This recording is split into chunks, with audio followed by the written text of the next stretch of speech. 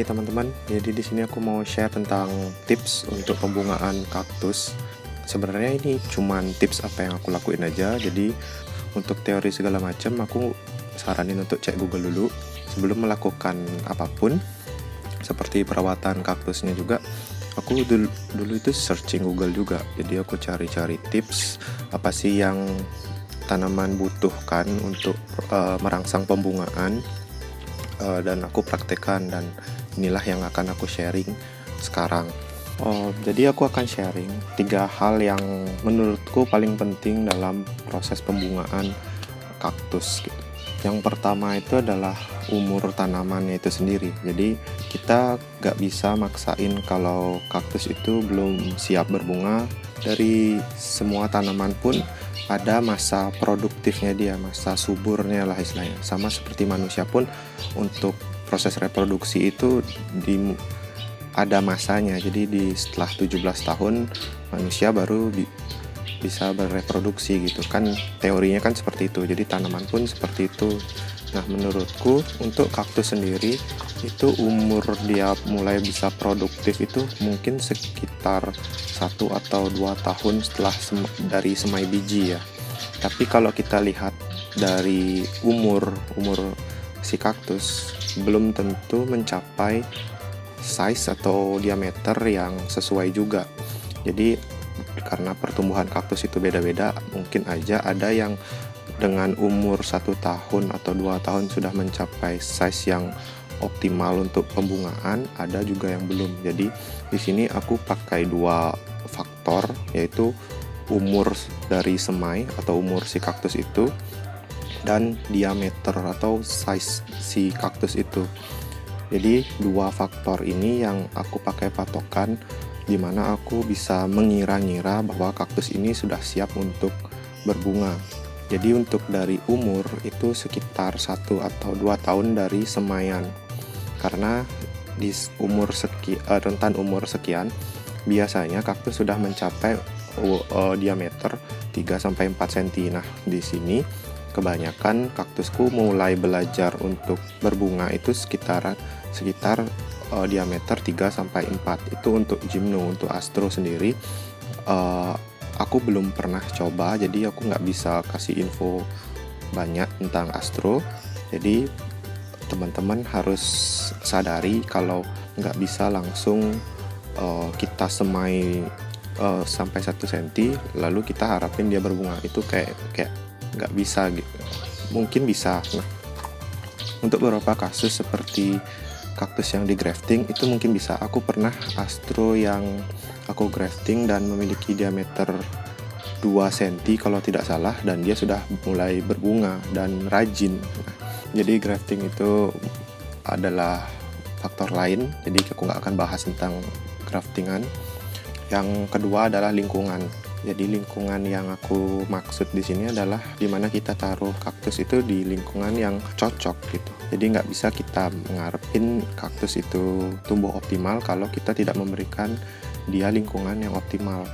Jadi kalau aku sendiri, aku taruh kaktusku di greenhouse yang terkena sinar dari pagi sampai sore dan memiliki rentan suhu itu sekitar 37-40.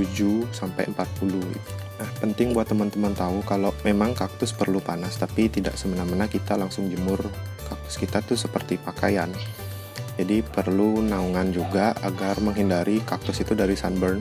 Jadi kita bisa akalin dia dengan membuat greenhouse yang mungkin kita bisikan paranet. Selanjutnya aku pernah tulis di blog, kaktus juga perlu perubahan suhu yang ekstrim antara siang dan malam.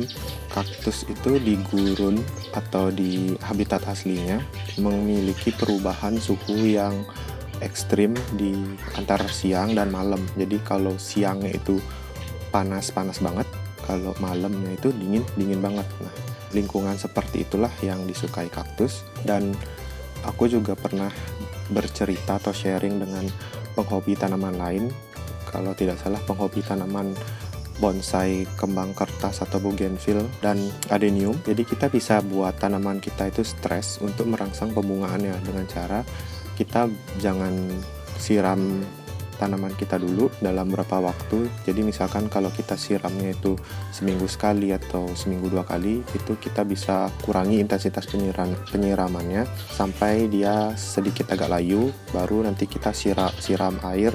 Nah, di situ tanaman sudah mulai stres dan akhirnya akan merangsang pembungaannya. Cuman aku nggak melakukan itu karena cukup riskan untuk kaktus diperlakukan seperti itu, karena resikonya balik lagi ke kaktusnya itu sendiri. Karena kalau tanaman seperti bougainville itu kan kalau cabang rusak atau cabang yang terbakar itu bisa kita potong dan kemudian cabangnya tumbuh lagi kan. Nah, kalau kaktus sendiri enggak. Kalau kaktus sekalinya sunburn atau kisut itu bakal sulit untuk recovery juga. Bahkan kalau sunburn itu nggak bisa diobatin sama sekali. Jadi bekasnya akan tetap ada sampai nanti akhirnya ketutupan oleh pertumbuhan yang semakin besar gitu loh. Jadi kalau kaktus sunburn mungkin lukanya akan ketutupan karena semakin lama akan semakin ke bawah dan ketutupan dengan pertumbuhan yang lain. Nah, itu resiko sih. Jadi aku nggak ambil tindakan itu. Jadi lingkungannya aku cukup dengan memberikan dia sinar yang cukup panjang, terus suhu yang tinggi tapi tidak membuat sunburn. Dan ya, sejauh ini kaktusku tuh masih aman sih dan tetap berbunga, walaupun kuantitas kaktus yang berbunga itu nggak 100% langsung barengan berbunga, tapi silih berganti gitu. Nah, yang terakhir adalah pemupukan yang aku lakukan untuk kaktusku sendiri itu juga berdasarkan dari beberapa artikel atau jurnal atau informasi dari website tertentu tentang pupuk. Nah, itu aku samain aja dengan tanaman lain karena memang secara umum kebutuhan tanaman itu kan mirip-mirip ya, atau bisa dibilang sama untuk proses metabolismenya. Pupuk dasar yang aku biasa pakai itu adalah yang memiliki unsur NPK, yang setauku NPN itu untuk daun dan pokoknya untuk kesegaran tanaman, untuk warna hijaunya itu lebih bagus lah, lebih cerah gitu, nggak kusam. Terus untuk unsur P, fosfat, itu untuk pembungaan, untuk pengakaran juga. Terus untuk K itu untuk penyerapan atau katalisator untuk mengoptimalkan penyerapan nitrogen dan fosfat tadi. Untuk unsur K juga memiliki manfaat untuk membuat tanaman itu lebih resisten terhadap serangan hama dan memperkuat bunga agar tidak mudah rontok saat proses pembuahan gitu. Jadi kan biasanya kalau ada pun kasus beberapa kaktus yang sudah berbunga, tapi ketika dipolinasi atau sebelum dipolinasi itu sudah rontok, atau sebelum mekar pun sudah ada yang rontok. Nah, di sini peran unsur K untuk membuat bunganya itu lebih kuat dan tidak rawan rontok lah. Sebenarnya ketiga unsur dasar tadi sangat penting untuk kesehatan tanaman ya. Jadi ketiga unsur ini biasanya ada dalam satu paket pupuk. Jadi kita nggak perlu repot beli pupuk N, pupuk P, pupuk K, tapi kita perlu melihat konsentrasi NPK yang kita mau pakai. Itu tergantung apa yang kita mau capai gitu. Misalkan untuk memperrimbun daun atau memperhijau daun, itu kita bisa pilih pupuk yang N-nya besar. Nah, kiranya seperti itu. Jadi karena aku ngomongin pembungaan di sini, jadi yang bisa kita pakai itu sebenarnya yang memiliki P dan K-nya besar. Jadi untuk pupuk aku pakai Dekastar, yang untuk pupuk granul atau pupuk tabur itu aku pakai Dekastar yang konsentrasi NPK-nya itu 6, 13, 25. Nah, itu yang aku pakai untuk istilahnya pupuk saat kita menanam. Jadi karena itu slow release, jadi itu kita bisa tabur setiap 3 bulan sekali. Nah, itu yang akan diserap oleh tanaman sebagai nutrisi hariannya gitu istilahnya. Nah, berapa waktu lalu, mulai dari bulan Januari kalau tidak salah, aku coba untuk menambahkan pupuk cair yaitu ZK+.